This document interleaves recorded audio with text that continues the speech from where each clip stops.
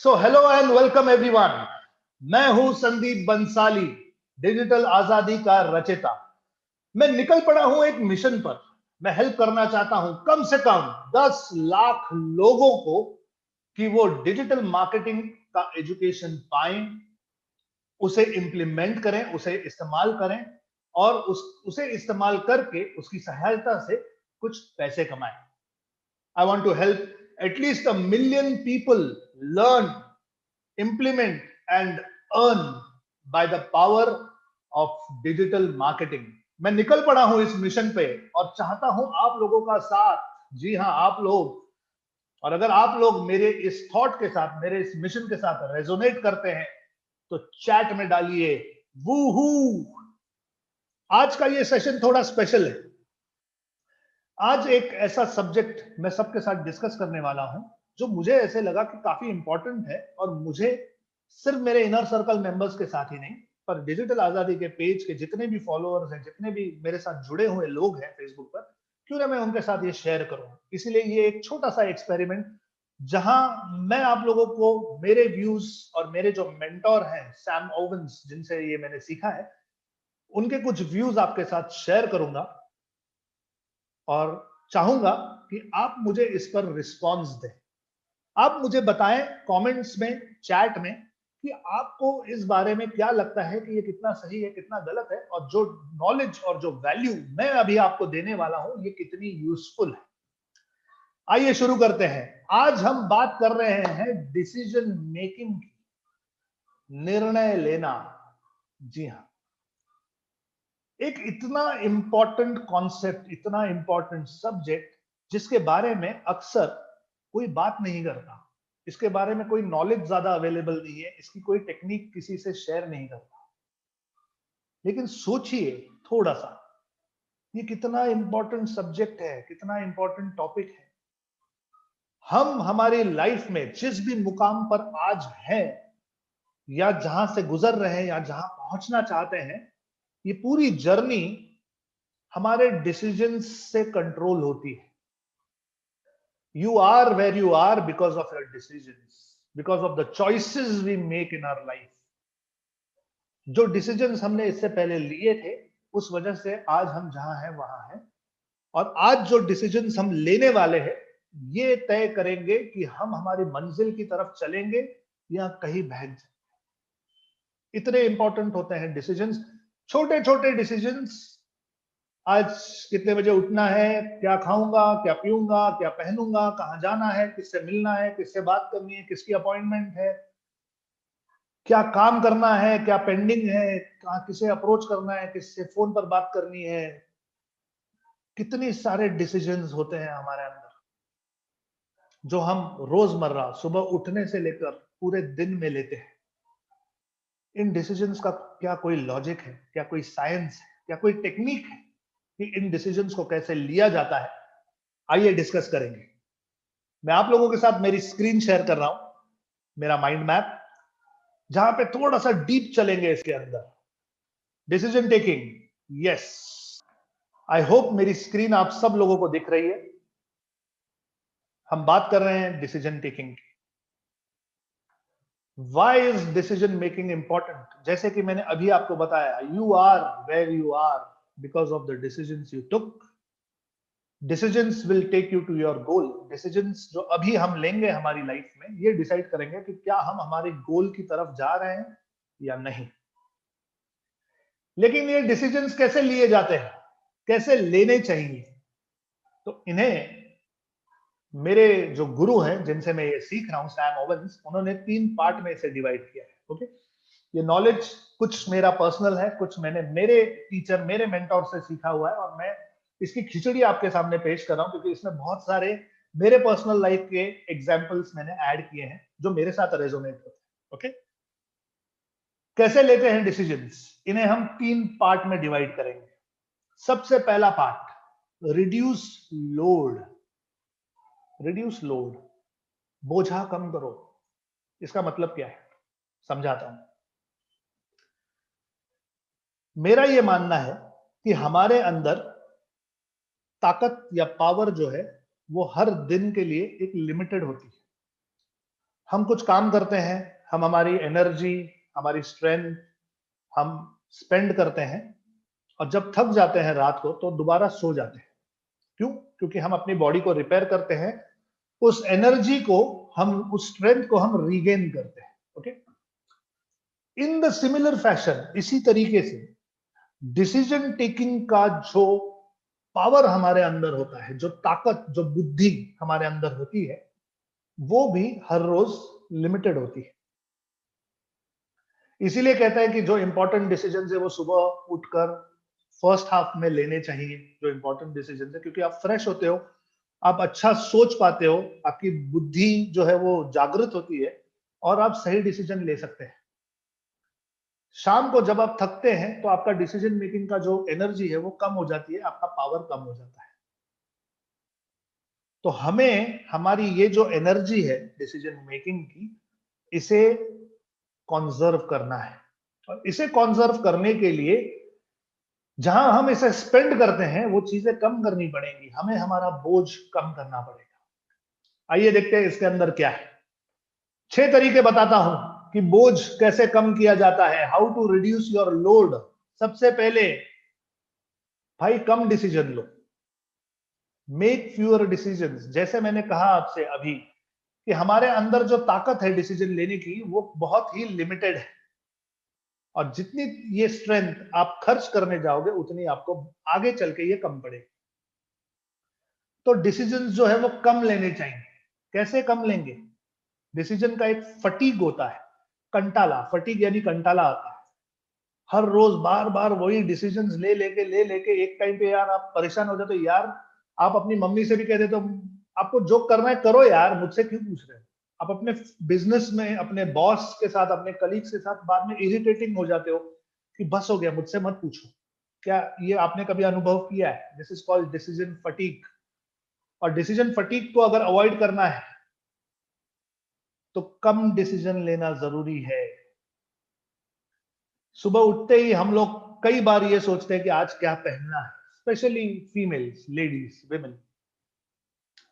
किसके साथ क्या मैचिंग करना है, फॉर्मल पहनना है, जीन्स पहनना है, ये शर्ट पहनना है, वो टी शर्ट पहनना है। इतने सारे डिसीजंस हम सुबह सुबह लेते हैं।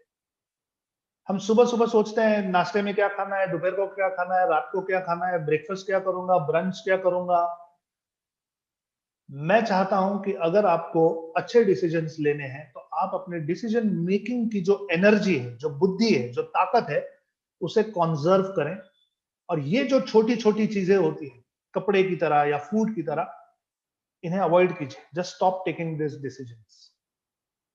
तो अब आप पूछेंगे कि यार डिसीजन मतलब क्या, कपड़े नहीं पहने, खाना नहीं खाए? नहीं, ऐसे नहीं।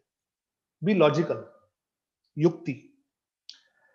कई बार, मतलब अगर आप कभी मेरी वाइफ श्वेता से इस बारे में बात करोगे तो आपको वो बताएगी, कई बार ऐसा होता है कि जब मैं शॉपिंग करने जाता हूं तो मैं साल में एक ही बार शॉपिंग करता हूं। वो एक ही टाइम ऐसा आता है जुलाई अगस्त के महीने में कि जब मैं किसी मॉल, अच्छी दुकान में जाता हूं, मेरे लिए जो भी मुझे लेना है साल भर के लिए, 5-8 pants, 15-20 shirts, 5-10 T shirts, track pants, सब कुछ, इनर, सॉक्स, सब मैं एक ही दिन में परचेस कर लेता हूं। और मैं कोशिश करता हूं कि सब कुछ यूनिफॉर्म हो। जैसे मेरे सॉक्स अगर आप देखोगे तो वो हमेशा टॉवेल यानी स्पोर्ट्स सॉक्स ब्लैक कलर के प्यूमा के ही होते हैं। इसलिए मुझे ये सोचना नहीं पड़ता कि मुझे किस पैंट पर कौन से कलर के सॉक्स पहनने हैं, मैं हमेशा ब्लैक सॉक्स पहनता हूं। जो मेरे ट्रैक पैंट्स है, अगर मुझे कोई अच्छी कंफर्टेबल ट्रैक पैंट मिल गई तो मैं उसी एक ही ट्रैक पैंट में 6 कलर ले लेता हूं, जिस पर श्वेता बहुत इरिटेट होती है कई बार। लेकिन फिर बाद में मुझे बार बार ये नहीं सोचना पड़ता कि मुझे क्या पहनना है। कई लोगों को आपने ऑब्जर्व किया होगा, जैसे मार्क जकरबर्ग है, वो हमेशा एक ही तरह की टी शर्ट पहनता है, एक ही ग्रे कलर की टी शर्ट वो हमेशा पहने होगा। He is conserving his energy. वो अपनी एनर्जी इन छोटी छोटी बातों पे खर्च नहीं करना चाहता। लेकिन मैं ये नहीं कह रहा हूं आपसे कि आप रोज एक ही प्रकार के कपड़े या एक ही कपड़े पहनो, अनहाइजीनिक नहीं होना है हमें। लेकिन ये चीजें आपकी लाइफ में इतनी ज्यादा इंपॉर्टेंट नहीं है। तो या तो यूनिफॉर्मिटी में आ जाइए, एक ही तरह का कुछ कीजिए, नहीं तो एक बार बैठकर पूरे हफ्ते का शेड्यूल बना लीजिए। मैं इस दिन ये पहनूंगा, ये पहनूंगा, ये पहनूंगा। Just sort out your wardrobe, ताकि रोज सुबह उठते ही आपको सिर्फ हाथ डालना है, ऊपर के 2 कपड़े लेने पहनने और निकल जाना है। खास करके विमेन्स के लिए नहीं है, लेकिन जितना हो सके, सी एग्जैक्टली आप एग्जाम्पल पे मत जाइए, लेकिन जो आइडिया मैं आपको दे रहा हूं, ये आइडिया आप समझिए और इसे आपकी लाइफ के हर सेक्टर में जहां आपकी डिसीजन मेकिंग एनर्जी स्पेंड होती है, वहां पर आपको इसे इंप्लीमेंट करना चाहिए। ओके, कम डिसीजंस लीजिए, कम चीजें कीजिए, डू लेस स्टफ।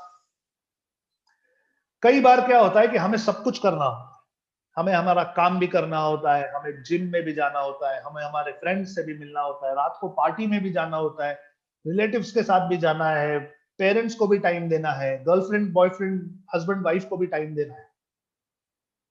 इतनी सारी चीजें आप एक साथ नहीं कर सकते। You have to control your energy spend. जो चीजें एसेंशियल नहीं है वो मत करो कुछ समय के लिए। Just do less stuff. जो यूजलेस कमिटमेंट्स हैं उन्हें करना बंद करो, specially when you spend time with your friends and relatives. मैंने कई बार यह अनुभव किया है, मेरे कई सारे ऐसे दोस्त हैं, वो अक्सर मुझे फोन करते थे पहले और मुझसे पूछते और क्या कर रहा है, क्या हो रहा है, और बता, और सुना, और बोलो क्या हो रहा है, क्या हो रहा है। इतनी मेरी एनर्जी, टाइम और पेशेंस उसमें स्पेंड होता था कि अब मैंने उन्हें ब्लॉक कर दिया है, मैं बात ही नहीं करता। या कुछ ऐसे लोग हैं मेरी लाइफ में जिन्हें मैं अवॉइड नहीं कर सकता, तो मैं फोन उठा के बोलता हूँ कि सर कोई सामने है, आई कॉल यू बैक। और मैं लगातार 365 दिन उनको कहता रहता हूँ कि I call you back. Useless commitments करना बंद कर दो। मिलता हूं ना शाम को 8 बजे, बैठते हैं, देखते हैं, अरे कोई काम है तो उतनी एनर्जी स्पेंड करो, नहीं है तो मत करो। डिजिटल आजादी शुरू करने के पीछे मेरा जो मकसद है, उस मकसद का ये पार्ट है कि मैं आप लोगों तक जो नॉलेज पहुंचा रहा हूं उसे आप इंप्लीमेंट कर पाए। आप सब अपने अपने काम में, अपनी अपनी लाइफ में, अपनी अपनी रोजमर्रा की जिंदगी में बिजी हैं, टाइम कहां से निकलेगा। मैं सोचता हूं कि जो मेरे मेंबर्स हैं, जो मेरे साथ एसोसिएटेड है, ये अपनी लाइफ में अगर रोज 1-1.5 घंटा निकालना चाहें तो वो कैसे निकालेंगे। So you have to start sacrificing. Sacrifice एक बहुत सिंपल लेकिन बहुत ही डेंजरस वर्ड है। आई कॉल इट डेंजरस क्योंकि एक बार अगर आप इस पाथ पर आगे निकल गए, if you understand what is sacrifice, trust me, बहुत सारी चीजें आपके लिए सिंपल हो जाएंगी। सैक्रिफाइस ये बहुत पावरफुल चीज है। अगर आप में से कोई चेस खेलता है या अगर आपको चेस के बारे में पता है तो आपको सैक्रिफाइस क्या होता है ये पता होगा। Sacrifice, it is about winning the game, not losing pawns. अक्सर जब आपको गेम जीतनी होती है, आपकी नजर आपका मकसद पर होती है जो कि जीत है, तो छोटे छोटे प्यादे जो होते हैं उनकी हम बलि दे देते हैं, उन्हें हम सैक्रिफाइस कर देते हैं। Life is the same. अगर आप सब कुछ करना चाहोगे, आपको फ्रेंड्स भी चाहिए, अय्याशी भी चाहिए, गाड़ी भी चाहिए, घोड़ा भी चाहिए, गर्लफ्रेंड भी चाहिए, बॉयफ्रेंड भी चाहिए, काम भी चाहिए, पैसा भी चाहिए, पार्टीज भी चाहिए, आप नहीं कर पाएंगे। You have to start making sacrifices.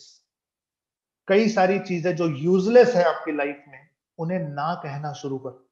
से नो मोर देन यू से यस। अगर कोई मुझसे कहेगा सैंडी फ्री है, तो मैं कहता हूं नो।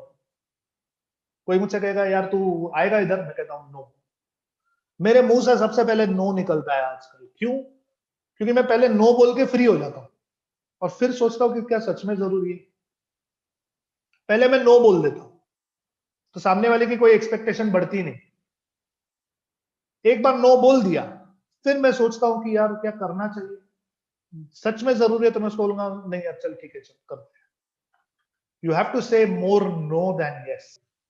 गाइस, क्या ये सारी बातें आप तक पहुंच रही हैं? Are you on the same platform where I am? अगर आपके पास आप अगर आप तक मेरी ये सारी बातें पहुंच रही हैं, अगर समझ में आ रहा है मैं क्या बोल रहा हूं, तो एक बार लिखिए कमेंट्स में और चैट में विथ यू। ये सब बातें जो है ये बहुत ज्यादा डेप्थ वाली बातें हैं। जब इसे बहुत डीपली आप सोचना शुरू करोगे तो आप इसमें अंदर की इसकी जो एसेंस है उसे आप महसूस कर पाओगे। मेरी वाइफ एक टेलीविजन एक्ट्रेस है, सेलिब्रिटी है और टेलीविजन सीरियल्स प्रोड्यूस भी करती है। इतने काम करती है, बॉम्बे, पूना ट्रैवल करती है non stop Satara. She has to sacrifice on so many things. वो अपनी parties, kitty parties, family get togethers, मेरी बच्ची के साथ टाइम स्पेंड करना भी उसे कभी कभी सैक्रिफाइस करना पड़ता है। But it is only because of that sacrifice कि आज वो कुछ अच्छा कर पा रही है। इवन मी, मेरे ऐसे कोई दोस्त नहीं है जिनके साथ मैं घंटों ही घंटों बैठकर टाइम पास कर सकता हूँ। मेरा कोई है ही नहीं ऐसा, मेरे ऐसे कोई रिलेशन रखा ही नहीं है। बेस्ट ऑफ द फ्रेंड्स है मेरे पास। मेरी एक पुकार पे, एक आवाज पे, एक रिक्वायरमेंट पे सब कुछ हो सकता है, लेकिन वो भी इतने अच्छे हैं और बिजी हैं और मैं भी इतना बिजी रहता हूं और रखता हूं अपने आप को कि we hate spending time, wasting time. You have to think on this guys, okay. Make fewer decisions, पहला था। सेकंड है डू लेस स्टफ। तीसरा है make one decision that removes the need of future decisions. एक decision ऐसा लो जिससे आपके 10 डिसीजंस लेने की जो हेडेक है वो कम हो जाए। युक्ति, ये युक्ति वाला मैटर है। जैसे मैंने आपको कपड़ों के बारे में बताया, एक डिसीजन लो, मैं आधा घंटा बैठूंगा और पूरे हफ्ते का सब सॉर्ट आउट कर लूंगा। एक बार आपने सॉर्ट आउट कर लिया, आपको वापस दिमाग लगाने की जरूरत नहीं। It's a good decision to make. That one decision will remove a lot of other decisions, okay. खाने का शेड्यूल बना दो। मैंने तो एक रूल बना दिया है, क्योंकि मैं हाफ द टाइम अपनी मम्मी के पास रहता हूँ, हाफ द टाइम मैं अपनी सास के पास रहता हूँ, and I get so confuse. मैंने एक रूल बना दिया कि आपको जो भी बनाना है बनाओ, जो टेबल पे मेरे प्लेट में होगा मैं वो खा लूंगा। डोंट आस्क मी कि क्या बनाना है। एंड ट्रस्ट मी, सिर्फ बोलने के लिए नहीं बोल रहा हूं, nobody will ever ask me कि सैंडी क्या खाए। वो जो देंगे मैं खा लेता हूं। एक एक डिसीजन लेना है, चलिए एक कॉमन डिस्कशन करते हैं। एक टीवी लेना है। जब हम एक टीवी खरीदने के बारे में सोचते हैं तो हमारी इंटरनल माइंड प्रोसेस क्या होती है? कौन सी कंपनी की लें? सोनी की अच्छी है या वायो अच्छी है, सैमसंग अच्छा है, एलजी अच्छा है? हम कंपनीज के बारे में सोचते हैं। हम टेलीकास्ट या स्क्रीन की क्वालिटी के बारे में सोचते हैं। एलईडी है, ओएलईडी है, 1080p है या 4K है या क्या है। हम उसके साइज के बारे में सोचते हैं, 36 इंचेस है, 48 है, 52 है, 60 है। हम प्राइस के बारे में सोचते हैं, भाई 50,000 की है, लाख रुपए की है, 1.5 लाख रुपए की। ये फैक्टर्स होते हैं जिन फैक्टर्स को सोचकर हम डिसीजन लेते हैं। How to buy a TV. आपने एक 48 या 52 इंचेस का टीवी ले लिया, कोई अच्छी कंपनी का, अच्छी क्वालिटी का, अच्छे प्राइस पर कोई डील में आपने एक टीवी ले लिया। एक तो आपने पैसे खर्च किए। सेकेंडली, क्योंकि आपने इतने पैसे खर्च किए हैं, अब आपको टाइम खर्च करना पड़ेगा कि आप बैठकर वो टीवी देखो। इतने पैसे खर्च करके टीवी लिया है तो देखोगे तो सही। अब देखोगे तो टाइम तो जाएगा। अब क्योंकि 4K टीवी लिया है तो फायर स्टिक चाहिए, 4K का टाटा स्काई का बॉक्स चाहिए, 4K का ब्लू-रे डिस्क चाहिए, ब्लू डिस्क चाहिए। आपका एक डिसीजन कितने सारे नए रास्ते और डाइवर्जन्स खोल देता है। Just don't by the bloody TV. खरीदो ही मत। कोई फर्क नहीं पड़ता, साल, 2 साल, 3 साल अगर आपने टीवी नहीं देखा तो। मेरी लाइफ में जब से डिजिटल मार्केटिंग ने एंटर किया है और पूरा एक लॉकडाउन का पीरियड गया, मैंने 3-4 घंटे कुछ टीवी देखा होगा। बाकी पूरे लॉकडाउन में मैं काम कर रहा था, पढ़ रहा था, मेहनत कर रहा था। I was getting something new, I was preparing my self, educate हो रहा था। आईपीएल चल रहा है, मैं आईपीएल भी नहीं देखता। मुझे कोई पता नहीं होता कौन सी टीम आ रही है, कौन सी टीम जा रही है, किसका क्या स्कोर है. I think it's an utter waste of time and energy. मैंने एक ही डिसीजन ले लिया कि मैं आईपीएल फॉलो नहीं करूंगा, मेरे कितने सारे टेंशन कम हो गए. अब मैं देखता हूं कुछ लोग बैठे रहते हैं, ड्रीम 11 की टीम बना रहे हैं, इसने अच्छा खेला, उसने बुरा खेला, इसने ये किया, उसने वो किया. कितने सारे डिस्कशंस हो रहे होते हैं मेरे आसपास और मुझे आई हैव नो क्लू कि क्या हो रहा है. Fourth, have a simple personal life. आपकी पर्सनल लाइफ में आपके पैसे, आपका रुतबा, आपकी ताकत, आपकी पॉलिटिकल रीच, ये सब रिफ्लेक्ट होना कोई जरूरी नहीं है. Trust me, it is not necessary. You have to have a simple life. क्यों? क्योंकि आप अपनी एनर्जी इन सारी चीजों पे इक्वली स्पेंड नहीं कर सकते.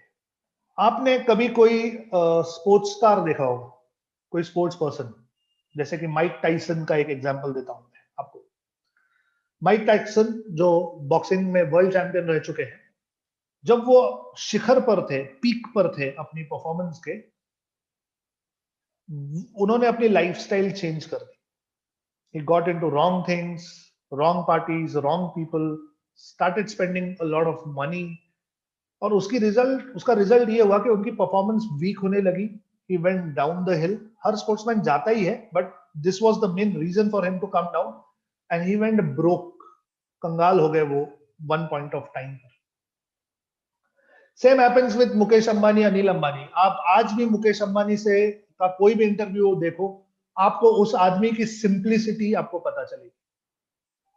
आप अनिल अंबानी का इंटरव्यू देखो, उसकी बातें सुनो, उसका जो फ्लैम्बॉयंस है वो आपको अक्रॉस आ जाएगा, आपको पता चल जाएगा. Real people with money and power होते हैं, वो अपनी लाइफ बहुत ही सिंपली जीते हैं.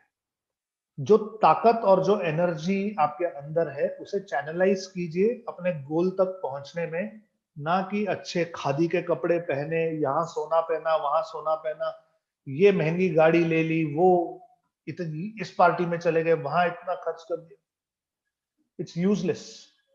Trust me, it's useless. Warren Buffett, जो वन ऑफ द रिचेस्ट लोगों में गिने जाते हैं, he still drives a Toyota Prius. एक टोयोटा की छोटी गाड़ी है, जैसे इंडिया में होंडा सिटी या टोयोटा करोला मान लीजिए, करोला से भी कम वाली गाड़ी है. And he is Warren Buffett. वो एरोप्लेन रोज एक नया खरीद सकता है, इतने पैसे हैं उसके पास, लेकिन वो टोयोटा प्रायस चलाता है. तो उसे जो एग्जिबिट करना होता है अपने बारे में, वो अपने काम से करता है. किसी ने बहुत अच्छा मुझे एक दिन कहा था कि we spend a lot of money to impress the people we don't like. हमारी लाइफ में हम बहुत सारे पैसे ऐसी चीजों पे खर्च करते हैं कि जिनसे हम उन्हें इंप्रेस करना चाहते हैं जिन्हें हम पसंद ही नहीं करते. तो क्यों करें?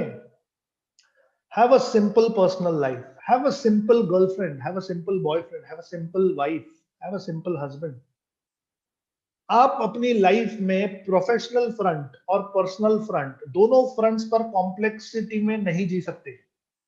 आपका बिजनेस अगर आपकी ताकत खींच रहा है, अगर आपको अटेंशन, एनर्जी, टैलेंट, इंटेलिजेंस सब कुछ आपके बिजनेस में स्पेंड करना है प्रोफेशनली, तो आपकी जो पर्सनल लाइफ है वो सिंपल होना बहुत जरूरी है. आप काम भी करोगे, इतना थक भी जाओगे, पूरी एनर्जी वहां डालोगे, और घर पे अगर आने के बाद भी किच किच किच किच किच किच चालू होगी, तो इट्स अ बैड थिंग. लग गई आपकी फिर, in simple language if I से.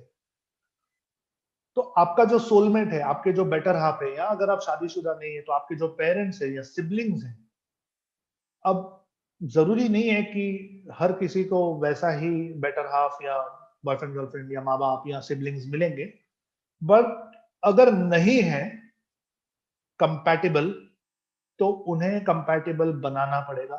You will have to work towards that relationship, because love is not ownership. ये एक बात मैंने अपनी पर्सनल लाइफ में बहुत कीमत चुकाकर सीखी. Love is not about ownership. अगर आपको ऐसे लगता है कि आप किसी से प्यार करते हो या कोई आपसे प्यार करता है, भले वो किसी भी प्रकार का प्यार हो, माँ बाप वाला हो, भाई बहन वाला हो या हस्बैंड वाइफ वाला हो, but you can not own the other person. अगर आप एक प्यार में हैं एक दूसरे के साथ, तो ऐसा नहीं हो सकता कि जैसे आप कहेंगे वैसे ही सामने वाला बिहेव करेगा, या जैसे सामने वाला कहेगा वैसे ही आप चलोगे, because love is not ownership. और ये कॉन्सेप्ट जितना जल्दी आप समझ जाओगे लाइफ में, उतनी तकलीफ कम होगी। Have a simple personal life, most important चीज।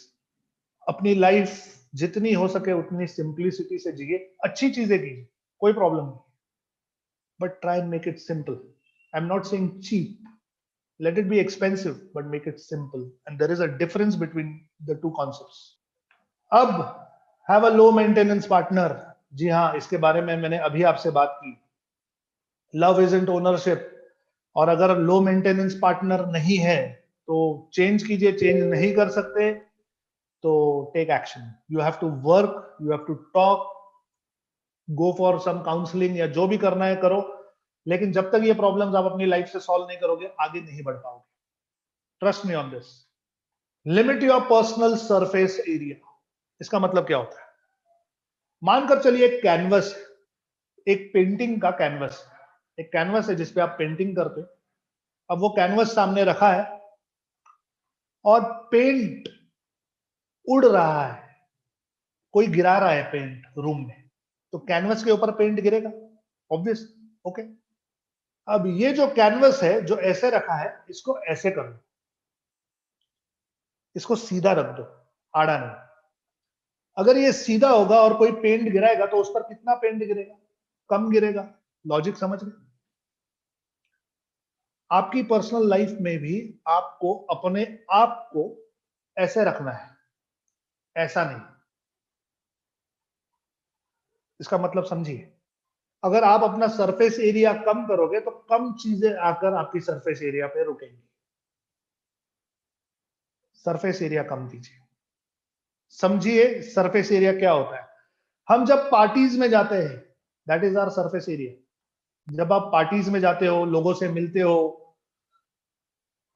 You have a good time, नए रिलेशंस फॉर्म होते हैं जो सिर्फ अगली पार्टी तक होते हैं या अगली पार्टीज के लिए इनविटेशन होते हैं। आप फिर उस फनल में घुस जाते हो, वहां पे आपको दोस्त मिलते हैं जो काफी आपको पुल डाउन करते हैं। Same is with social media, Facebook, Instagram, ये सब जो है ये आपका सरफेस एरिया है। कई लोग जो होते हैं ना, वो ईमेल जब लिखते हैं तो वहां पे नीचे Sandeep Bansali phone number, email ID, Facebook का, इंस्टा का, लिंक्डइन का सारे प्रोफाइल्स देते हैं। और इन सारे प्रोफाइल्स पे वो डायरेक्ट मैसेजिंग, जिसे हम डीएम कहते हैं, उस पे भी अवेलेबल होते हैं। तो anybody can get in touch with you. इसे कम करना शुरू कीजिए, इसे कम करना शुरू कीजिए, जितना हो सके। इवन फोन कॉल्स कम कीजिए। One of the biggest problems that people are having today is phone calls. इतनी लंबी बातें हो गई हैं फोन पे, इतना टाइम चला जाता है, इतना टाइम वेस्ट होता है फोन कॉल्स में, कि उस टाइम में आप कुछ अच्छा कर सकते हो। बंद कर दो किसी के भी लिए कान बनना। कान बनना यानी कोई आता है, अपने प्रॉब्लम्स आपको सुनाता है और चला जाता है। क्यों? क्या जरूरत है? सुनना बंद कर दीजिए। Just stop receiving negativity from people. कोई जरूरत नहीं है, कोई आप रिसीविंग के लिए बने नहीं हो। अगर आपको अपने आप को पॉजिटिव रखना है तो ये सारी चीजों को आपको रिफ्लेक्ट कर देना पड़ेगा, अपने पास आने ही मत दो। अपना पर्सनल इन्फो, अपना फोन नंबर सिर्फ उन्हीं सर्कल्स में डिस्ट्रीब्यूट करो जहां पे एक्चुअली आपका काम है। बात समझ रहे हैं मेरी? इसे कहते हैं limit your personal surface area. 6 मुद्दे जो मैंने अभी आपको बताए, ये है वो 6 मुद्दे। कम डिसीजन लीजिए, कम चीजों में इन्वॉल्व हुई, ऐसा डिसीजन लीजिए जिससे आगे के आपके डिसीजंस कम हो जाएं। पर्सनल लाइफ जो है उसे सिंपल रखिए, लो मेंटेनेंस का पार्टनर चुनिए और अपनी सरफेस एरिया को कम कीजिए। क्या मैंने आपको बताया डिसीजन कैसे लेना चाहिए? See practically come to think of it, अभी तक तो हमने शुरू भी नहीं किया कि डिसीजन कैसे लेना है। सबसे पहले मैं आपको बता रहा हूँ डिसीजन कैसे नहीं लेना है, कौन सा डिसीजन नहीं लेने, और ये सब क्यों?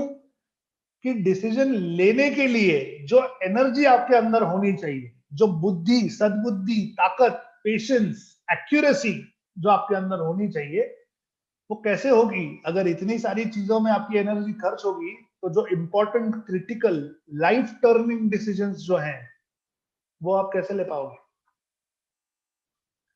इसीलिए मैंने ये पहले 6 पॉइंट्स आपको बताए जहां पे आपको अभी अपनी एनर्जी कंजर्व करनी है, और अब हम आगे चलेंगे ये देखने के लिए कि डिसीजंस कैसे लेने हैं। चलिए आगे बढ़ते हैं। अब हमारा लोड जो है वो थोड़ा सा रिड्यूस हो गया है, ये मानकर आगे बढ़ते हैं। How to take decisions, most important, think critically. इसमें 3 फैक्टर्स है। सबसे पहले अपना एनालिसिस खुद कीजिए। इसका क्या मतलब है? जो लोग कर रहे हैं वो मत कीजिए, क्योंकि जिन लोगों ने ग्रेटनेस अचीव की है, जो सक्सेसफुल है, उन्होंने कभी ना कभी कुछ ना कुछ अलग किया है जो सब लोग करते हैं, जिसे हम हर्ड मेंटालिटी कहते हैं। वो बकरियां होती है ना जो एक दूसरे के पीछे चलती है, शीप जिसे हम कहते हैं, वो आगे अगर गड्ढा हो और पहली वाली गिर जाए तो सारी उस गड्ढे में जाके गिर जाती है। ये स्टोरी हमने बचपन में सुनी थी, लेकिन आज हम प्रैक्टिकली इसको अनुभव करते हैं, हम प्रैक्टिकली इसे देखते हैं। कई बार आप ऑब्जर्व करेंगे कि जो ट्रेंड चल रहा है, अभी कुछ लोगों ने शेयर्स लेना शुरू किया, हर कोई शेयर लेने लगता है। किसी ने रिलायंस बाय किया, सब रिलायंस बाय करने लगे। किसी ने गोल्ड परचेज किया, कहा यार गोल्ड का रेट बढ़ने वाला है, चलो सब गोल्ड करना शुरू हो गए। कोई डिजिटल मार्केटिंग सीखना शुरू कर दिया, सब डिजिटल मार्केटिंग सीखना शुरू कर दिया। You have to do your own analysis. Don't copy crowd. People who did great did not copy anyone. आप कॉपी मत कीजिए किसी और को। तो क्या इसका मतलब है? डिजिटल मार्केटिंग नहीं सीखे, नहीं करना चाहिए, नहीं लेना चाहिए गोल्ड शेयर्स, ऐसे नहीं। मेरी बात का एक्चुअल एसेंस जो है वो समझने की कोशिश कीजिए। मैं ये कह रहा हूं, कुछ चीजें हमें सीखनी पड़ती हैं, और जब हम सीखते हैं तो हमें पहले समझ नहीं आता, तो पहले हम कॉपी करते हैं। देखिए एग्जाम्पल, जब हम स्कूल जाते हैं हमें ABCD सिखाया जाता है। क्या हमें ABCD का मतलब समझ में आता है? नहीं आता है, क्योंकि टीचर ABCD बोलती है इसलिए हम ABCD बोलते हैं। हम पे प्रेशर होता है, हम उसे लर्न करते हैं, मेमोराइज करते हैं। फिर आहिस्ते आहिस्ते हमें समझ में आने लगता है कि ये अल्फाबेट्स हैं, ये साउंड्स हैं, इनसे वर्ड्स बनते हैं, वर्ड्स से सेंटेंसेस बनते हैं, और सेंटेंसेस में मीनिंग होता है। आपके लाइफ के किसी भी काम में सबसे पहले सीखने के लिए आपको कॉपी या माइंडलेस मेमोराइजिंग करना पड़ता है। लेकिन जब आप एक स्टेज पे आ जाते हो, जब आप कुछ चीजें सीख जाते हो, एक पर्टिकुलर नॉलेज बेस आपका बन जाता है, उसके बाद आपको अपनी क्रिएटिविटी को जगाना पड़ेगा। इसीलिए ये लाइन बहुत इंपॉर्टेंट है। ये मेरी लाइन है कि imitation comes before creativity, and that is called learning. Copy करना और लर्न करना ये दो अलग अलग चीजें हैं। आप अगर मुझसे डिजिटल मार्केटिंग सीख रहे हैं तो दैट इज लर्निंग, लेकिन कल आप भी डिजिटल आजादी की तरह कोई ग्रुप बनाओगे, ऐसे ही लोगों को इकट्ठा करके फ्री में सिखाने लगोगे, और सेम पैटर्न जो मैं कर रहा हूं वो फॉलो करोगे, then I will say this is not learning, this is copying. मुझे उसमें भी कोई प्रॉब्लम नहीं है, लेकिन ये आपके लिए अच्छा नहीं है, क्योंकि जो शायद मेरे लिए वर्क कर रहा है वो आपके लिए वर्क करेगा ही, ये कोई जरूरी नहीं है। आप मुझसे नॉलेज लीजिए कहीं से भी, just gather your skill set. एक आपका नॉलेज का जब बेस बन जाता है, तो उसका यूटिलाइजेशन आपकी लाइफ में कैसे करना है, ये क्रिएटिवली सोचिए। क्योंकि आपके पापा ने कुछ किया है इसलिए आप वो कर रहे हो, क्योंकि बड़े भाई ने किया है इसलिए आप कर रहे हो, क्योंकि आपकी परंपरा चल रही है पीढ़ी की इसलिए आप वो कर रहे हो, नहीं। रुकिए, थोड़ा सा सोचिए, क्रिटिकली एनालाइज कीजिए, रीजन कीजिए, जो आप कर रहे हो वो क्यों कर रहे हो, कैसे कर रहे हो, क्या अलग हो सकता है।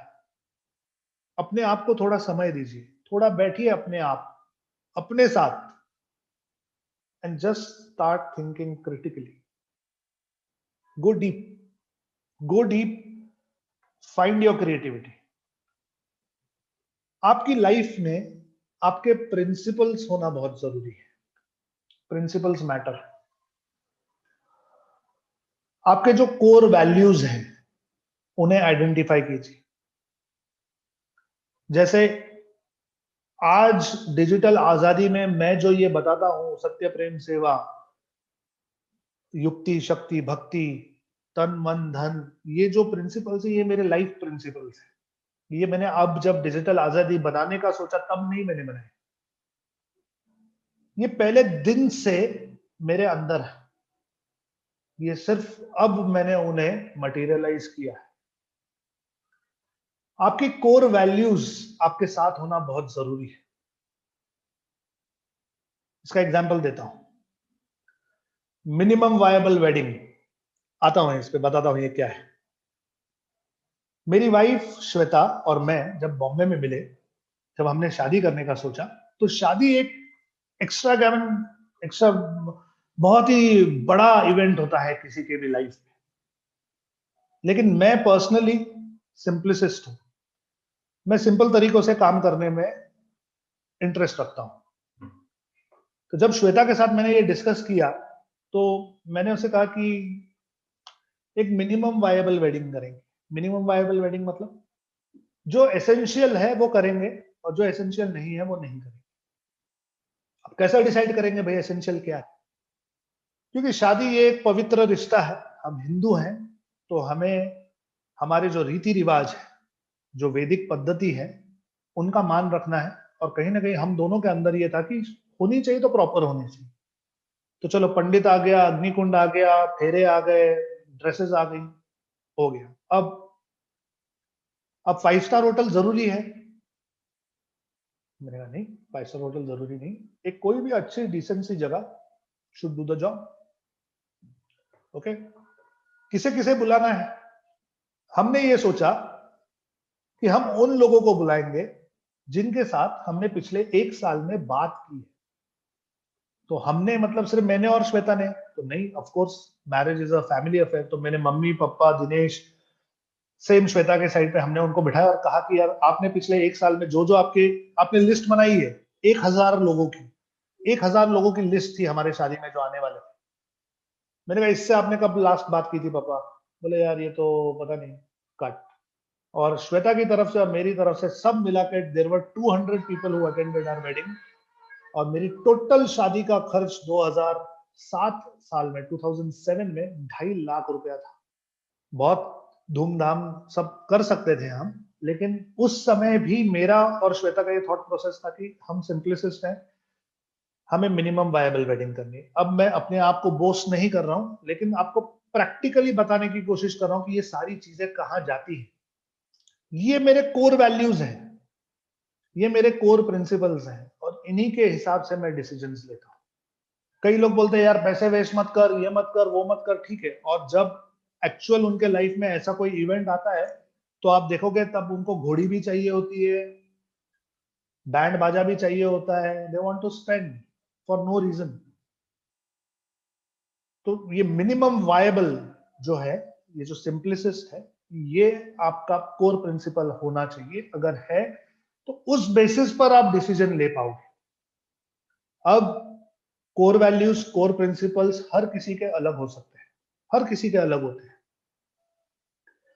लेकिन टाइम निकालकर थोड़ा सा शांति से बैठकर आपके लाइफ में क्या इंपॉर्टेंट है उसे आइडेंटिफाई करो, उसे लिस्ट आउट करो, उसे रखो अपने सामने, and then see the magic. फिर आहिस्ते आहिस्ते आप जो भी लाइफ के डिसीजंस लोगे वो उन कोर वैल्यूज पर होंगे, और it will be easy for you to decide कि ये करना है कि नहीं करना है। मेरा प्रैक्टिकल अनुभव है, इसलिए आप लोगों के साथ शेयर कर रहा हूं। कुछ बहुत इंपॉर्टेंट प्रिंसिपल्स मैं आपको शेयर कर रहा हूं, कॉमन प्रिंसिपल्स हैं ये। आप इनके बारे में आप सोच सकते हैं, अगर आप इनके साथ रेजोनेट करते हैं, अगर ये आपके भी प्रिंसिपल्स हैं तो इन्हें आप लिख कर रख सकते हैं। आपका प्रोडक्ट, आपकी सर्विस जो है ये कस्टमर ऑब्सेस्ड होनी चाहिए। इसका मतलब ये होता है जब भी कोई ऐसा वक्त आए कि आपको डिसीजन लेना है, जैसे कि दूध में मिलावट करनी है, तो ये सोचो कि कस्टमर के लिए क्या अच्छा है, और जो कस्टमर के लिए अच्छा है वही आपके लिए अच्छा होना चाहिए। बी लेजर फोकस्ड, इसका मतलब है जो मेन चीज है आपकी लाइफ में, जो मेन एम है, जो गोल है, उसकी तरफ फोकस रखिए, बाकी की सब छोटी छोटी चीजों को हटाइए। Have high standards because great is not enough. Trust me, have high standards. अपने आप को एक अच्छे मुकाम पे रखो, अपना स्टैंडर्ड हाई करो, ऑटोमेटिकली सारे डिसीजन, सारी चीजें, आसपास की सारी कायनात, सारी दुनिया आपके लिए चेंज होने लगे। Start long term thinking. Long term यानी 10 साल, 20 साल, 30 साल। मैं अपने फ्रेंड्स, अपने रिलेटिव्स को कहता हूं, अब मैं 40 साल का हूं, जब मैं 50 साल का हो जाऊंगा तब मुझे एक रेस्टोरेंट खोलना है गोवा में। मैं 50 से 60 साल की जो उम्र है वो एक रिसोर्ट में बिताना चाहता हूं, जहां हर रोज there will be good food, good music, good wine, there will be parties, there will be happiness, and I want to live 10 years like that. और जब मैं 60 का हो जाऊंगा उसके बाद मुझे एक बहुत अच्छा हॉस्पिटल बनाना है। और मतलब मैं जोक करता हूं कि लाइफ के जिस स्टेज में जिस चीज की सबसे ज्यादा जरूरत हो वो अपनी खुद की होनी चाहिए। Jokes apart, long term thinking, long term thinking होती है 10 साल, 20 साल, 30 साल। 6 महीना, 3 महीना is not long term thinking. आपके फ्यूचर गोल्स, आप कहां जाना चाहते हैं, उसे सेट करो, अंडरस्टैंड करो, बैक ऑफ द माइंड रखो, और शॉर्ट टर्म सैक्रिफाइसेस करो लॉन्ग टर्म सक्सेस के लिए। बी लीन एंड फ्रूगल, कम के साथ ज्यादा करने की कोशिश करो। बहुत सारी चीजें हैं और आउटपुट कुछ नहीं, doesn't make sense. Be scientific, reason from first principles. कुछ चीजें हैं जो लाइफ में कंपलसरी होती है। आपके माँ बाप, आपके टीचर्स, आपके गुरु, आपके सीनियर्स, बड़े भाई आपको कुछ चीजें सिखाते हैं और वो कंपलसरी होती है, उसे करना ही पड़ता है। करो। स्टार्ट रीजनिंग कि ये ऐसा क्यों है। वो जो प्रिंसिपल्स हैं उनके साथ रीजन करो, उसके बाद आपको डेटा मिलेगा, ये किया इसलिए ये हुआ, इतना किया इसलिए इतना हुआ। This is data.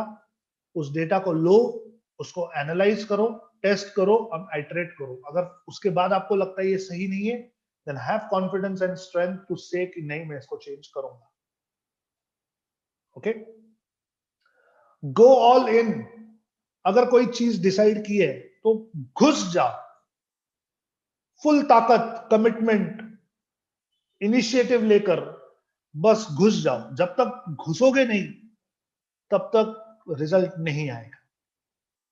ट्रांसपेरेंट रहो, be fully transparent, brutally honest. तकलीफ होती है लेकिन हेल्प होती है।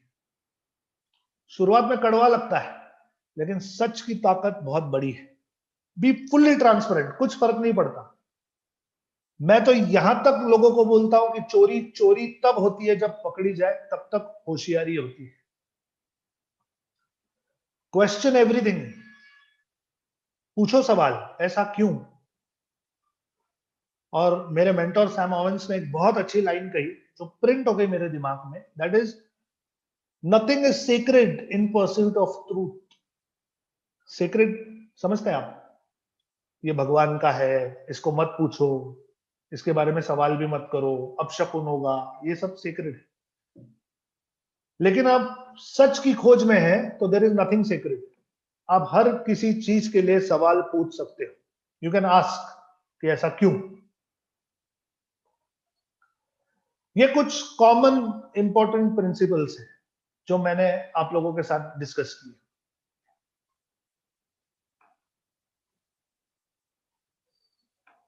सेकेंड पॉइंट डिसीजन मेकिंग का था, थिंक क्रिटिकली। अपना एनालिसिस खुद करो, अपने कोर प्रिंसिपल्स बनाओ। मैंने अभी आपको प्रिंसिपल्स बताए। और थर्ड, डिसीजन मेकिंग पैटर्न्स को स्टडी करना सीखो। ध्यान से सुनिए, डिसीजन मेकिंग का एक पैटर्न होता है, एक पैटर्न। उसे आइडेंटिफाई करो और उसको स्टडी करो। आपको पता चलेगा फेलियर और सक्सेस कौन सा डिसीजन से आता है।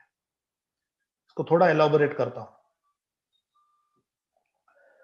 कुछ ऑब्जेक्ट्स होते हैं लाइफ में और इन ऑब्जेक्ट्स के बीच में रिलेशंस होते हैं। स्टडी किसको करना चाहिए, ऑब्जेक्ट्स को करना चाहिए कि रिलेशन को करना चाहिए? मेरा यह मानना है दोनों को स्टडी करो, ऑब्जेक्ट्स को भी और इन दोनों ऑब्जेक्ट्स के बीच के रिलेशन को भी। तब आपको समझ में आएगा कि क्या चल रहा है। हमने मिनिमम वायबल प्रोडक्ट और प्रोसेस के बारे में ऑलरेडी बात की। अब कोई कहेगा यार संदीप, इतना ही तेरे को मैरिज से प्रॉब्लम था तो तूने की क्यों? कोर्ट मैरिज कर लेता श्वेता के साथ, क्या फर्क पड़ता है? एक साल में जिनसे बात की उनको भी नहीं बुलाता, क्या जरूरत थी फेरों की? ये हो गया एक्सट्रीम। मैं आपको एक्सट्रीम होने के लिए नहीं कह रहा हूं, मैं आपको कह रहा हूं कि आपको रीजनिंग करना है। You have to start reasoning, extreme नहीं होना है। ओके? बड़ी बड़ी कंपनीज आपकी फैमिली में या आपकी कंपनी में या बाहर न्यूज़पेपर्स में, हिस्ट्री में कंपनीज डिसीजंस लेती हैं और उसके बाद उनकी सक्सेस या उनका फेलियर जो है ये कुछ समय बाद पता चलता है। अनिल धीरूभाई अंबानी ने, जब मुकेश भाई और अनिल भाई सेपरेट हुए तो अनिल धीरूभाई अंबानी को टेलीकॉम सेक्टर मिला with a 10 years no compete agreement. Mukesh Ambani ने यह लिख कर दिया था कि 10 साल तक मैं टेलीकॉम में नहीं आऊंगा। अनिल अंबानी को 10 years का टेलीकॉम का स्टार्ट मिला। Same telecom product, same family, Anil Ambani का बिजनेस नियर टू जीरो हो गया और मुकेश अंबानी 10 साल के बाद जब आए तो इतना जोर से आए कि आज जियो ने सब कुछ कैप्चर कर लिया। ट्राई एंड एनालाइज ये कौन से डिसीजंस हैं। तो भाई एक ही family, same type of industry, same product, same schools में सीखे हुए, सेम ट्रेडिशन से आए हुए, एक ने कौन से ऐसे डिसीजंस लिए कि उसकी कंपनी जीरो हो गई और एक ने कौन से ऐसे डिसीजंस लिए कि वो आज हीरो है। इन डिसीजंस के बारे में रिसर्च करके जब आप पढ़ना शुरू करोगे तो आपको एक पैटर्न दिखाई देगा, उनके लाइफस्टाइल का पैटर्न, उनके थिंकिंग का पैटर्न। और ये पैटर्न्स जब आप एनालाइज करोगे तो आपको लाइफ में सब जगह ये दिखाई देने लगेगा। जैसे मैं एक एग्जांपल देता हूं, एकदम प्रैक्टिकल कॉमन एग्जांपल देता हूं। मेरी दुकान में, साड़ी की दुकान में, मैं हाल ही में किसी से बात कर रहा था और उसने मुझे कहा कि सो एंड सो हमारे घर में ये हो गया, बड़ा फंक्शन हुआ, हमने यहाँ किया, इतना पैसा खर्च किया, ऐसा किया वैसा किया, और हमने बेटी को ये वाला मकान खरीद कर दे दिया, यहाँ पर इतना बड़ा फ्लैट ले लिया। उसने बताया। जैसे वो व्यक्ति बाहर गए, मैंने दिनेश को बोला कि इसका क्रेडिट लिमिट एकदम संभाल लेना, क्योंकि ये गलत डिसीजंस ले रहा है लाइफ। अब मैंने ऐसा क्यों सोचा, ये मतलब मेरा पर्सनल एनालिसिस है, मैं उस व्यक्ति को जानता हूं, उसकी फाइनेंशियल स्टेटस को मैं समझता हूं अंदाजन, और उसने जो कुछ भी किया वो उसकी कैपेसिटी से काफी आगे का मुझे लगा। एक पैटर्न है, ये एक कॉमन पैटर्न है। हम बिजनेस में, साड़ी के बिजनेस में या जिस बिजनेस में मैं हूं, वहां पे हम ये देखते हैं कि एक अच्छे चल रहे बिजनेस में से जब लोग पैसा निकालते हैं, उसमें से कोई एसेट, कोई प्लॉट, कोई फ्लैट, कोई बंगला, कोई बड़ा फंक्शन करते हैं, और जब पैसा विड्रॉ करते हैं बिजनेस से, उसके 3-6 महीने बाद वो बिजनेस हिलने लगता है। और उसके जो क्रेडिटर्स होते हैं, हम जैसे लोग जो उनको पैसे देते हैं या माल देते हैं और क्रेडिट देते हैं, उनकी हालत खराब हो जाती है। It's a common pattern. ऐसे कॉमन पैटर्न्स आपको आपकी पर्सनल लाइफ में, आपके बिजनेस में, आपके प्रोफेशन में आपको दिखाई देने लगेंगे कि ये व्यक्ति वहीं जा रहा है। जैसे कोई अगर मुझे कहे कि सेठ जी आपका ये माल मुझे चाहिए, मैंने नया नया बिजनेस शुरू किया और अभी मैंने लोन के लिए भी अप्लाई किया, मेरा 10 लाख का लोन आ जाएगा, आपका पेमेंट आ जाएगा, मैं माल ही नहीं देता। ये कॉमन पैटर्न है लोगों का कि वो बिजनेस में घुस जाते हैं, उन्हें पता नहीं होता इस बिजनेस की रिक्वायरमेंट क्या है, बाद में लोन के चक्कर में पड़ते हैं, उनका लोन नहीं होता और जो देने वाला है वो अटक जाता है। मैं सिर्फ मेरे बिजनेस के एग्जांपल्स आपको दे रहा हूं, लेकिन जो प्रिंसिपल है, जो कॉन्सेप्ट है, वो कॉमन है। ये आपको हर जगह दिखाई देगा। पर्सनल रिलेशंस में दिखाई देगा। मेरी मम्मी अगर कभी मुझे बोलेगी, श्वेता ने कुछ तुझे बताया क्या हुआ उस दिन, मैं सुनता ही नहीं। मुझे मालूम है आगे आने वाला जो भी है ये बड़ा मैटर क्रिएट करने वाला है, भाग जाओ, इट्स अ जोक। पैटर्न्स, ये पैटर्न्स जब आप पढ़ना शुरू करोगे हर चीज में, पर्सनल लाइफ में, बिजनेस में, तो आपको ना आगे क्या होने वाला है इसका अंदाजा आना शुरू हो जाए। okay? मैंने अभी बताया जैसे लोग पेमेंट्स के लिए लोन लेते हैं, एक्सपैंड करते हैं, फ्रजाइल पार्टनरशिप्स होती हैं या कोर कॉम्पिटेंसी नहीं होती। कोर कॉम्पिटेंसी नहीं होती यानी किसी के पास अचानक पैसा आ जाता है, बोलते हैं यार देख ये अच्छा कर रहा है, चल अपन भी करते हैं, और चले जाते हैं उस फील्ड में कुछ करने। कोर कॉम्पिटेंसी है नहीं, नॉलेज है नहीं। तो ये कॉमन पैटर्न है, आप देखोगे कि जब लोग ऐसे डिसीजंस लेते हैं तो it's very dangerous. And obviously ये जो पैटर्न्स है ये सिर्फ लोगों को एनालाइज करने के लिए हम स्टडी नहीं करते, लेकिन उस तरह के डिसीजंस हमें नहीं लेने चाहिए, ये उसके पीछे का लॉजिक है। चलिए थर्ड, अप्लाई मेंटल मॉडल्स। अब ये मेंटल मॉडल्स क्या है, थोड़ा सा टेक्निकल है, लेकिन अगर बेसिक चीजों को आप समझ जाओगे तो ये बहुत बहुत ही इंटरेस्टिंग चीजें हैं। आई विश किसी ने ये चीजें मुझे आज से 10-15 साल पहले बताई होती, और आई विश मुझे तब ये समझ में आ गई होती, तो आज मैं कुछ जो मैंने गलत डिसीजन लिए मेरे लाइफ में शायद मैं वो नहीं लेता। Define goals, it's like a Polaris star. पुराने जमाने में जब नौकाएं, शिप्स जब सी में जाती थी, तब उनके पास कंपास नहीं होता था। तो ये नॉर्थ स्टार जो होता है, पोल स्टार जिसे हम कहते हैं, पोलारिस, उस स्टार को रात को देखकर उन्हें पता चल जाता था कि नॉर्थ डायरेक्शन कौन सा है। और एक बार नॉर्थ पता चल गया तो वो कैलकुलेट कर लेते थे कि हमारी बोट किस तरफ जा रही है। सेम प्रिंसिपल आप अपने लाइफ में लगा लो। आपका जो गोल है उसे आप पोलारिस स्टार बना लो, और हर छोटे समय के बाद, एक स्पैन के बाद, अपनी नैया को चेक करो कि आप उस तरफ जा रहे हो अपनी गोल की तरफ या नहीं जा रहे। सबसे पहले गोल डिफाइन तो करो, जो मैं बार बार कहता हूं कि define your goal. Think long term, 10-20-30 साल के बारे में सोचो, बनाओ प्लान आपके दिमाग में कि 10-20-30 साल के बाद आप कहां पहुंचना चाहते हैं। एक साल is a very short term, और एक साल से नीचे तो सोचो भी मत, it's okay. Project decision options as vectors towards your goals. चलिए इसको मैं थोड़ा एक्सप्लेन करता हूं।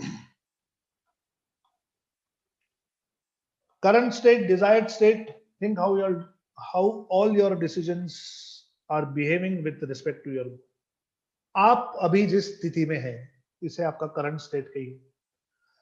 आप जिस स्थिति में पहुंचना चाहते हैं वो डिजायर्ड स्टेट है। आपके करंट स्टेट और डिजायर्ड स्टेट के बीच में एक अपर ग्राफ है। आप कहीं पहुंचना चाहते हैं और आप अभी कहीं हैं। अब जो भी डिसीजन आप अपने लाइफ में लोगे उसका एक वेक्टर होता है। वेक्टर क्या होता है ना, there is a force with a direction. जैसे एक डॉट आप ड्रॉ कर लो और एक एरो निकाल लो, वो एरो आपको आपके डिजायर्ड स्टेट की तरफ पॉइंट कर रहा है कि नहीं, ये देखो। मैंने डिसीजन लेना है आज कि मैं कहीं फॉरेन वर्ल्ड टूर पे चला जाओ, 40-50 लाख रुपीस एक्सपेंडिचर है। मेरा जो टारगेट है और मैं अभी जहां हूं, ये डिसीजन मैंने जो लिया है वर्ल्ड घूमने का, क्या ये मुझे मेरे टारगेट की तरफ ले जा रहा है या कहीं और ले जा रहा है? It's a vector, just imagine. ये आपके लाइफ के हर एक डिसीजन में आप विजुअलाइज कर सकते हैं कि जो भी आप अभी सोच रहे हैं कि ये मैं करूं या ना करूं, तो आपका जो पोलैरिस स्टार है, आपका जो डिजायर्ड स्टेट है, क्या इस डिसीजन का वेक्टर आपको उस तरफ ले जा रहा है? शांति से सोचिए, इस वेक्टर की लाइन, कलर, इसके ऊपर मत जाइए, एक फील उसका लीजिए कि क्या ये मुझे वहां ले जाए। ले जाएगा तो ठीक है, अगर नहीं ले जाएगा तो देन आइदर डोंट और देन थिंक वेरी हार्ड कि ये करना ही है कि नहीं करना है। Calculate half life of your decisions. Half life ये केमिस्ट्री से आया है। हाफ लाइफ, फार्मेसी में जब मैं फार्मेसी सीख रहा था, there is half life. For example, जब आप क्रोसिन खाते हैं, एक गोली खाते हैं आप, तो आपको ये कहा जाता है कि ये दिन में 2 बार लेना, एक बार सुबह, एक बार रात को। ऐसे क्यों कहते हैं? क्योंकि जो गोली आप सुबह खाते हो, उसकी जो हाफ लाइफ है वो 12 आवर्स है। मतलब आपने जब से वो खाई, तब से लेकर 12 घंटे उसका जो असर है ये पूरा रहता है। 12 घंटे के बाद उसका असर ड्रॉप होने लगता है। तो जब उसका असर ड्रॉप होने लगेगा, तभी आप सेकंड पिल पॉप करते हो, सेकंड गोली लेते हो आप। तो ये जो होता है, इसे हाफ लाइफ कहते हैं। इसी तरह आपके हर डिसीजन का एक हाफ लाइफ होता है। अब आपने सोचा कि मैं क्या पहनूं, तो इस डिसीजन का हाफ लाइफ 12 घंटे है, राइट? आपने एक डिसीजन लिया कि मैं क्या खाना खाऊं, तो इसका जो हाफ लाइफ है ये 3 से 6 घंटे का हाफ लाइफ है। फिर 6 घंटे बाद फिर आपको डिसीजन लेना है, अब क्या खाऊं। फिर 6 घंटे बाद आप डिसाइड करोगे अब क्या खाऊं। थिंक कि इस डिसीजन का हाफ लाइफ कितना है, और उस डिसीजन को उसके हाफ लाइफ के बेसिस पर इंपॉर्टेंस दो। इतना तो कर ही सकते हो। इस डिसीजन का हाफ लाइफ कितना है, ये मुझे कितना अफेक्ट करने वाला है, कितने समय तक, ये सोचो और उस हिसाब से उस डिसीजन को इंपॉर्टेंस दो। हाफ लाइफ का एक एग्जांपल देता हूं। एक अच्छा अकाउंटेंट अगर आपने हायर किया, it has a huge half life, huge. एक अच्छा अकाउंटेंट आपके बहुत सारे प्रॉब्लम्स कम करने वाला है, और वो लंबे समय तक आपके साथ रहने वाला है। तो ऐसा डिसीजन लेते समय गिव इट टाइम, उसके ऊपर फोकस करो, उसमें एनर्जी डालो, जो भी आपको उसका R&D करना है वो करो। Think of the half life. Consider second order consequences. जब आप कोई भी डिसीजन लाइफ में लेते हो, वो या तो आपको डिविडेंड देता है या तो आपको डीके देता है। अब डिविडेंड क्या होता है? डिविडेंड यानी, मानकर चलिए, मैंने बहुत कॉमन एग्जांपल्स दे रहा हूं। मानकर चलिए मुझे भूख लगी है और मुझे डिसाइड करना है मुझे क्या खाना है। मैं खाने की बात इसलिए नहीं कर रहा हूँ कि मुझे एक्चुअली भूख लगी है, but it's very easy to understand. इसीलिए मैंने सोचा कि चलो सैलेड खाते हैं। अब सैलेड पहले तो मुझे पसंद नहीं, लेकिन सेकेंड ऑर्डर कॉन्सिक्वेंस उसका यह है कि ये मेरी हेल्थ के लिए अच्छा है। मेरा जो ब्लड शुगर लेवल है वो अच्छा रहने वाला है, मेरा पेट खराब नहीं होने वाला, मेरे काम में मुझे कोई डिस्टरबेंस नहीं आने वाला, मेरी एनर्जी लेवल अप रहेगी, and long term second consequence में ये अच्छा है। एट द सेम टाइम मैं सोचूं कि यार कुछ स्पाइसी बिरयानी खाई जाए, तो उसका सेकंड कॉन्सिक्वेंस है कि मेरी हेल्थ के लिए अच्छा नहीं है, मैं ओवर ईटिंग करूंगा, आलसी हो जाऊंगा, काम में ध्यान नहीं लगेगा, स्पाइसी की वजह से मेरा पेट खराब हो सकता है, it will hamper my performance. It's as simple as that. एक ने मुझे डिविडेंड दिया, एक ने मुझे डीके दिया। जो भी आप डिसीजन लोगे, जैसे टीवी के बारे में मैंने कहा, अगर आप एक टीवी खरीद रहे हो तो कौन सी क्वालिटी का खरीदना है ये छोड़ दो, उस टीवी का होने क्या वाला है आगे ये सोचो। महंगा टीवी खरीदोगे फिर उसमें और टाइम देना पड़ेगा देखने के लिए, उसके साथ और महंगी चीजें भी खरीदनी पड़ेगी, उसका डेप्रिसिएशन होगा, पैसा लॉस होगा, वो तो अलग ही चीज है।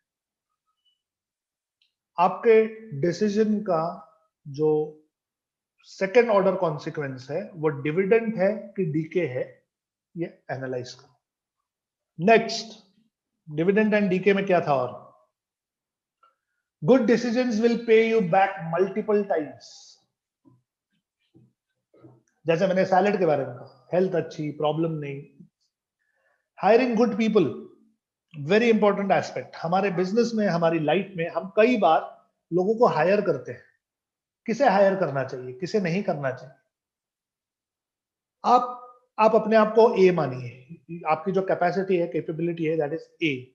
अगर ए को हायर करेगा, कोई अच्छे आदमी को आप हायर करोगे, तो वो जो सेकंड ए है वो भी किसी ए को हायर करेगा। ये कॉमन मैनेजमेंट का फंडा है। A will always hire a A, B will always hire a C. अगर आपने किसी बी को हायर किया तो वो, आपने अपने कम को हायर किया तो वो अब उससे भी कम को हायर करेगा, and then it will go down. This is dividend. अगर आप ए को हायर करते हो, वो अच्छे को हायर करता है, वो और अच्छे को हायर करेगा, तो आपका एक right decision is giving you second order, third order, fourth order consequences which are good. These are dividends. Like reading a good book is a dividend. अगर आप यहाँ डिजिटल आजादी में बैठे हैं, मुझसे कुछ अच्छी बातें सुन रहे हैं, तो आई होप इसका सेकंड ऑर्डर कॉन्सिक्वेंस जो है वो आपके लिए डिविडेंड हो। आप जो भी काम करते हैं, जो भी आपका लाइफस्टाइल है, जो भी आपका बिजनेस है, उसमें कुछ अच्छा हो, तो ये सेकंड ऑर्डर कॉन्सिक्वेंस डिविडेंड है। अगर अच्छा नहीं होगा तो देन इट विल डीके।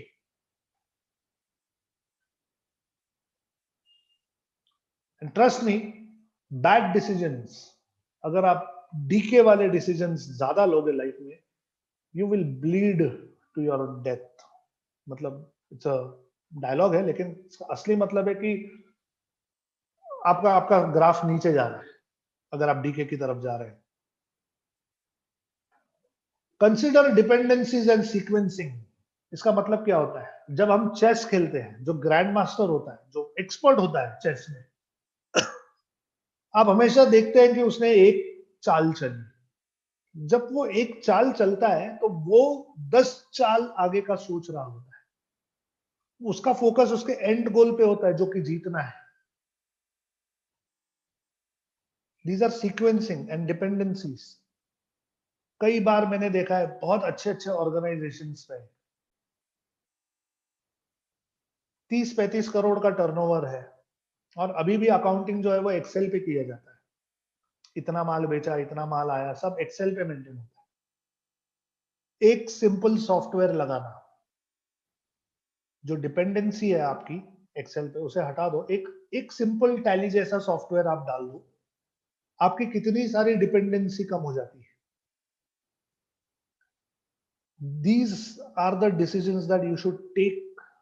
इसीलिए मैंने ये पॉइंट यहां मेंशन किया कि डिपेंडेंसी और सीक्वेंसिंग बहुत जरूरी है। डिपेंडेंसी आप समझ गए, सीक्वेंसिंग सीक्वेंसिंग समझिए कि आपका एक एंड गोल है, वो आपने डिफाइन कर लिया। आपका डिजायर्ड स्टेट आपको पता है, आपका करंट स्टेट आपको मालूम है। अब डिजायर्ड स्टेट से आप रिवर्स इंजीनियर करना शुरू करो। एक सीक्वेंस लगाओ। अगर आप एक एक्स मुकाम पे पहुंचना चाहते हैं एक्स टाइम में, तो उसके 1 साल पहले तक क्या होगा, 2 साल पहले तक क्या होगा, 3 साल पहले तक क्या होगा, 5 साल पहले तक क्या होगा, 10 साल पहले तक। एक सीक्वेंस बनाओ। उस सीक्वेंस में अभी आप किधर हो और कितना अंतर है, एनालाइज करो। उतना जंप आज कर लो, automatically the sequencing will start working. Way input and output symmetry. इसका मतलब क्या होता है? एक ग्राफ दिखाता हूं आपको। ये ग्राफ देखो, एकदम सिंपल ग्राफ है। It's a sine wave. There is an input, there is an output. एक इनपुट है और एक आउटपुट है। यहां पर जो मैंने आपको दिखाया है, ये इक्वल इनपुट है, ये इक्वल आउटपुट है। अब कॉमन लैंग्वेज में आपको समझाता हूं। सुबह 9 बजे से लेकर शाम को 9 बजे तक काम करो, महीने का 20, 40, 50 हजार रुपया कमाओ। जितना इनपुट है उतना आउटपुट है। It's a symmetry, it's a sine wave. हमें इनपुट और आउटपुट सिमेट्री को वे करना है। जब भी कोई डिसीजन लो तो ये सोचो कि इनपुट कितना है और आउटपुट कितना है इन टर्म्स ऑफ सिमेट्री। अब जिस असिमेट्री में अपसाइड ज्यादा हो, यानी लेस इनपुट हो और आउटपुट ज्यादा हो, ऐसे decisions low. For example digital marketing, कपड़े का बिजनेस, इनपुट आउटपुट सेम, जितनी मेहनत करोगे उतना पैसा। डिजिटल मार्केटिंग, कम मेहनत करोगे ज्यादा पैसा। असिमेट्रिक है। डिजिटल मार्केटिंग में इन्वेस्टमेंट कितना है, कम है, आउटपुट कितना है, ज्यादा है। ट्रेडिशनल मार्केटिंग में जितना इनपुट डालोगे उतना आउटपुट आएगा। Okay, symmetrical. Asymmetric digital marketing, it is just an example.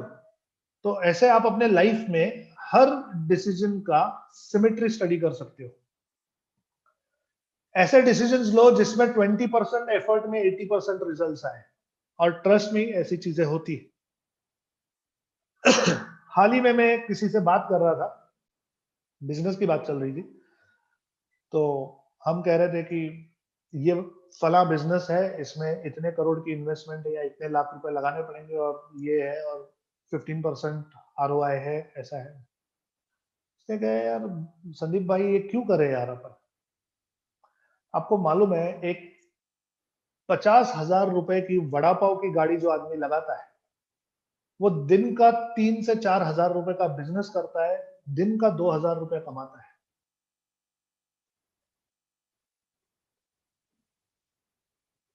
अब मैं सोच रहा था कि यार इसकी तो सिमेट्री एकदम अलग है, इसका तो इनपुट कुछ भी नहीं है, आउटपुट बहुत ज्यादा है। ये बात अलग है कि उस बिजनेस की जो लाइफ है या जो कंसिस्टेंसीज है, जो उसके प्रिंसिपल्स है, वो अलग है। लेकिन एक पैटर्न में सोच रहा था कि कहाँ एक ऐसा बिजनेस होता है जहां हम करोड़ों रुपया लगाते हैं, कैपिटल इन्वेस्टमेंट करते हैं, दुकान खरीदते हैं, बनाते हैं, इंटीरियर फैक्ट्री सेट करते हैं, मशीनरी लाते हैं, उसके बाद जो मेहनत करते हैं और जो आउटपुट आता है वो कितना कम आता है। These are traditional businesses. तो जब हम ऐसा कोई बिजनेस करते हैं तो हमें असिमेट्रिक बिजनेस के बारे में भी सोचना चाहिए। ऐसे भी बिजनेसेस हैं, बहुत सारे हैं, जो कम इनपुट में ज्यादा आउटपुट आपको दे सकते हैं। Next, consider risk, downside and ease of undo. इसका मतलब क्या होता है? जब भी कोई डिसीजन लेते हो तो ये सोचो कि इसमें कितना रिस्क है और कितना प्रॉफिट है। और मेरा पर्सनल फंडा ये है, एक बार मैंने एनालाइज कर दिया कि ये डिसीजन में प्रॉफिट सपोज 1 लाख रुपया है और लॉस जो है वो 20,000 रुपीज है। मैंने एनालाइज कर लिया, एक एग्जांपल दे रहा हूं, जस्ट एन एग्जांपल।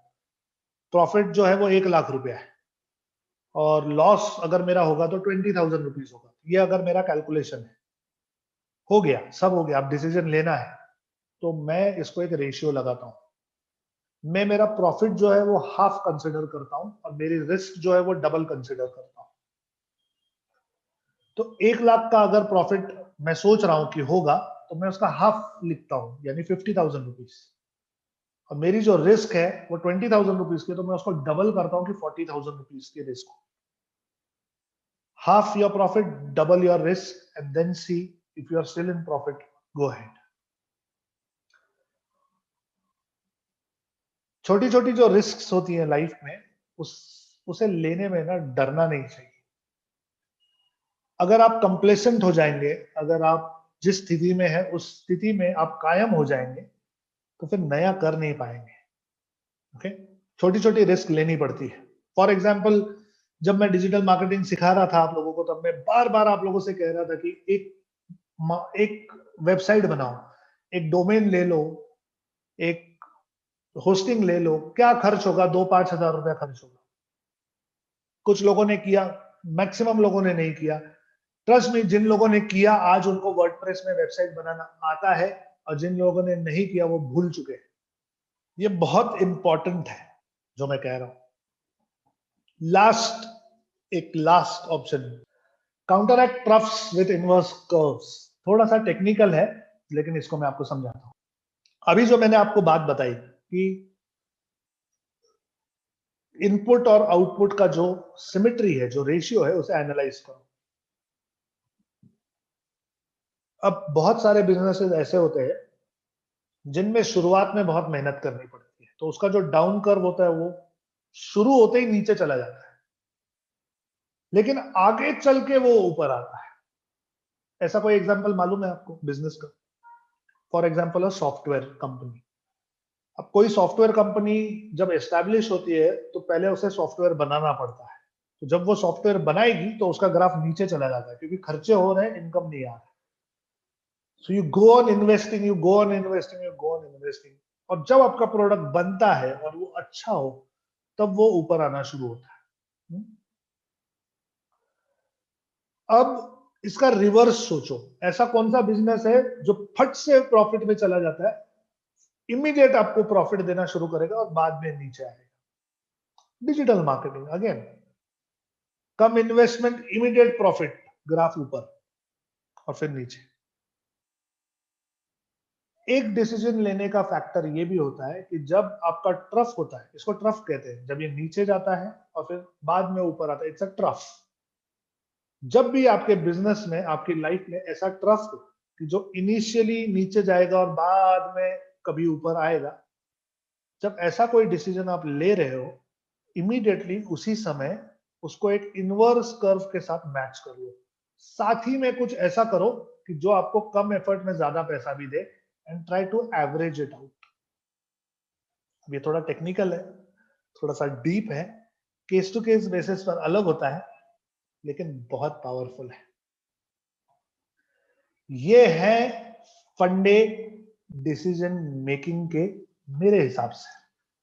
ये मेरे मेंटोर सैम ओवंस ने इसमें से काफी कुछ मुझे दिया है, कुछ मैंने अपनी पर्सनल लाइफ में से इसमें डाला है। And let's just summarise it for a bit.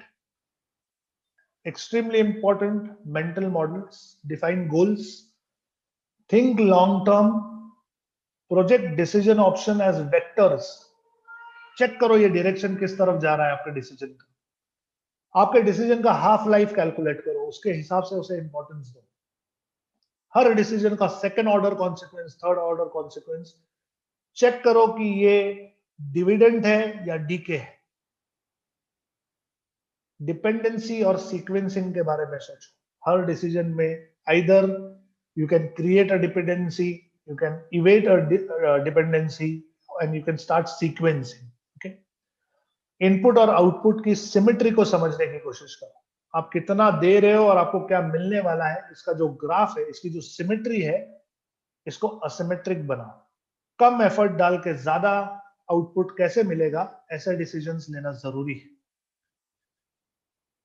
Risk और डाउनसाइड और ईज ऑफ अंडू यानी बहुत सारे ऐसे छोटे छोटे डिसीजंस होते हैं जो इतने ज्यादा इंपॉर्टेंट नहीं होते लाइफ में। अगर कुछ गलत हो भी जाए तो आप उसको रिवर्स कर सकते हो। दुनिया खत्म नहीं हो जाती उस डिसीजन से। ऐसे डिसीजंस लेने से डरो मत, go ahead and counter act troughs with inverse curves. यानी जब भी ऐसा कोई डिसीजन होता है जहां पे आपको पहले कुछ नहीं मिलने वाला है, आगे चल के शायद कुछ होगा, उसी समय कोई ऐसा भी डिसीजन ले लो, उसको काउंटरएक्ट करो कि जहां पे आपको ज्यादा पहले मिले और बाद में वो एवरेज आउट हो जाए।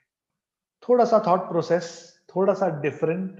डिजिटल मार्केटिंग से इसका कोई ज्यादा लेना देना नहीं, लेकिन पर्सनल लाइफ में, पर्सनल अपब्रिंगिंग के लिए ये सारे फंडे बहुत ही इंपॉर्टेंट।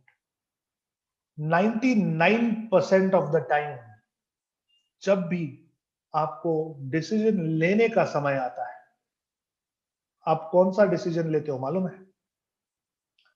आप वो डिसीजन लेते हो जो सबसे पहले आपके दिमाग में आता है।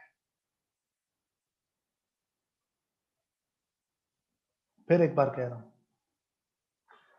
99% of the time the decision you take is usually only the thought which first came to your mind. इस बात के बारे में सोचना बहुत डीप है, बहुत डीप। कोई आपको फट से कोई चीज पूछता है, आप फट से उसका जवाब देते हो, वो आपको बोलता है कि सोच समझ के बोलना, आप बोलते हैं हाँ हाँ सोच लिया। लेकिन most of the time, 99% of the time वो आपने सोचा नहीं होता। It is just the very first thought which came into your mind and you just blurt it out. आप फट से दे देते हो। बंद कर दो। It is a very very harmful thing. हो सकता है काफी बार आप सही हो, लेकिन अगर कुछ गलत हुआ तो फिर उसकी कॉन्सिक्वेंसेस बहुत बड़े होते हैं। सो whenever you have a decision to take, think as in actually think, don't imagine। सिर्फ थॉट आया और बोल दिया ऐसा ही है, ऐसे नहीं। एक्चुअली उसके बारे में एक क्षण भर, 1 मिनट, 1 घंटा, 1 दिन, कुछ समय तक उसके बारे में सोचो, उसके पैरामीटर्स को एनालाइज करो। First sequence, first consequence, second consequence, dividend है कि डाउन ले जाएगा, इसका वेक्टर किस तरफ जा रहा है, मुझे करना चाहिए नहीं करना चाहिए, and then take a decision. Because decision is about thinking, it's not about giving out your first thought. चलिए, आज मेरे पास आप लोगों के लिए बस इतना ही था। लेकिन डिसीजन मेकिंग के बारे में कुछ अलग चीजें सुनकर अगर मजा आया हो तो कमेंट में लिखो, मजा आया।